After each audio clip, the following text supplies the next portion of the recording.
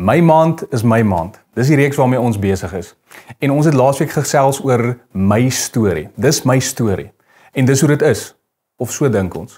Maar hoe ons eintlik moet fokus is waar is nie net hoe ons storie is nie, maar is wat ons storie in Jesus Christus is. Hoe ons 'n nuwe skepsel is. Hoe ons nie meer lewe vir ons wil nie, maar hoe ons lewe vir God se wil. En ons nie meer lewe vir ons koninkryk nie, maar vir sy koninkryk. En vandag wil ek met julle gesels oor, dis my plesier. Want plesier, ons almal smag na plesier, almal wil vreugde beleef en plesier en genot in hulle lewens. Maar hoe lyk dit uit 'n Bybelse perspektief uit? Wat is 'n goeie plek om dit te vind? En dis waarmee ek vandag oor julle wil gesels. Ek lees saam vir ons uit Prediker 2 vers 2 tot 11 wat sê: Ek het gesê, om te lag is dwaasheid, en watter vreugde bring dit? En hierso na hierdie dan lys die skrywer 'n klomp goeders wat hy gedink het vir hom vreugde sal bring. En hierdie is goeders soos om 'n groter huis te bou, of groot projekte, of om 'n tuin te plant, of diensknegte aan te stel, of geld, of besittings, of meer vermaak, of nog vroue. Dis waar hierdie persoon gedink het plesier vandaan kom, maar dan gaan hy verder in vers 10 en hy sê: Alles wat my oë begeer het ek my nie ontsê nie. Ek het my nie teruggehou van enige plesier nie. Ek het genot gevind in my harde werk. Dit was my beloning vir al my inspanning. Ek het daarna egter nagedink oor alles wat ek bereik het, oor al die moeite wat ek gedoen het. Ek het besef hoe sinloos dit alles is. Dis niks anders as 'n gejaag na wind nie. Daar is geen voordeel onder die son nie. En hierso sê Salomo, hy het alles in sy vermoë gedoen om vreugde na te jaag. Maar laat hy nie daai vreugde in hierdie aardse dinge sal kry nie. Op die einde van die dag is dit alles net 'n gejaag na wind. So is plesier dan verkeerd? Wat sê die woord vir ons rondom plesier? Plesier is nie verkeerd nie. Want God het ons gemaak, hy het ons geskep met die begeerte na plesier.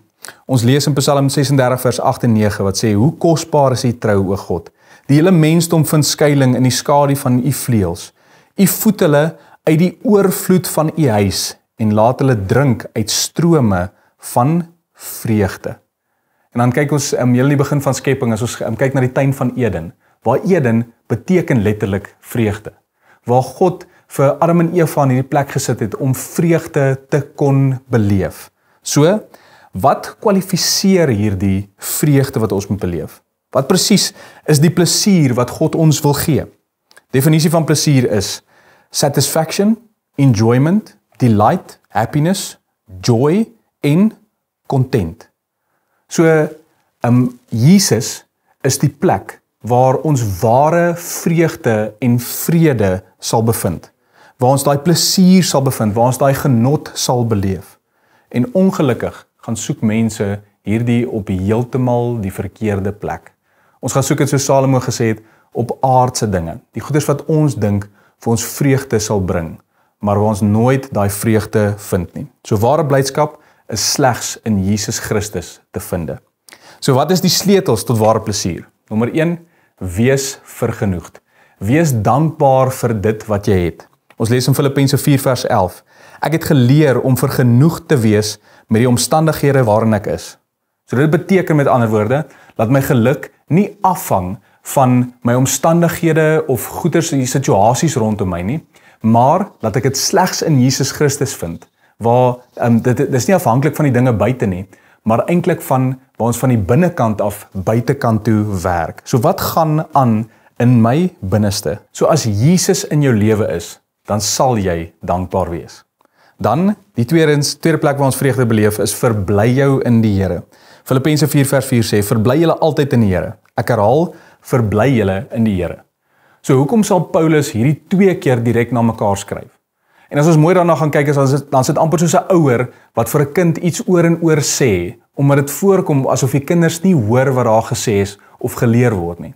En laat Paulus met ons ook so praat om te sê, verbly julle altyd in die Here. Ek herhaal, verbly julle in die Here. Hierdie laat my dink aan nou die dag, waar in ons dorp is daar 'n spesifieke slaghuis waar jy op Sondag, dan kan jy 'n klein bakkie roomys verniet kry vir die kinders. En so 'n klein bakkie soft serve. En ek kan onthou hoe ons soontoe gery het na kerk en ons gaan kry 'n bakkie roomys vir die kinders en toe ek die roomys so vir een van ons kinders gee, wat hulle onmiddellike reaksie is, maar die roomys is te klein. Hulle is so ontsteld van hoe klein hierdie roomys is. En hoe reageer ek as 'n ouer? Ek sê dood eenvoudig, as jy nie vergenoegd is of dankbaar is vir hierdie klein bakkie roomys nie, dan sal ek dit maklik vir iemand anders gee wat dankbaar sal wees vir hierdie bakkie roomys. En dan vra ek myself die vraag, is dit nie maar hoe God met ons ook werk? As ons op 'n plek kom waar ons dankbaar is vir die klein dinge in ons lewens, laat hy dit goed sal dink om vir ons nog te gee nie. So, ons moenie ongelukkig wees en op al die negatiewe dinge in ons lewens fokus nie. Fokus op die positiewe dinge. Fokus op wat ons het in Christus Jesus ons Here. So kies om vergenoeg te wees en kies om bly te wees. Dan die derde plek. Waar kry ek hierdie vreugde? Soos wat ons gesê het, hierdie vreugde is slegs te vind in ons koning, ons Here en ons meester Jesus Christus. Maar ons kyk hoe die spreker of die prediker waar Salomo skryf, maar nêrens noem hy van die Here nie. Dan heel aan die einde is die samevatting van dit alles, waar die skrywer sê, in vers 13, na alles wat jy gehoor het, is dit die finale slotsom, wees eerbiedig teenoor God en gehoorsaam sy gebooie. So as jy jou lewe vind, laat dit onvervuld is, of daar's 'n gaping in jou hart, of 'n leemte in jou lewe. As jy op daai plek vind, dan moet ons die vraag vra of Jesus waarlik die koning van my lewe is. So, Psalm 16 vers 11 sê, U wys vir my die lewenspad. In U teenwoordigheid is vreugde. In die regterhand is daar blydskap vir altyd. So die ware vreugde kom in die teenwoordigheid van die Here.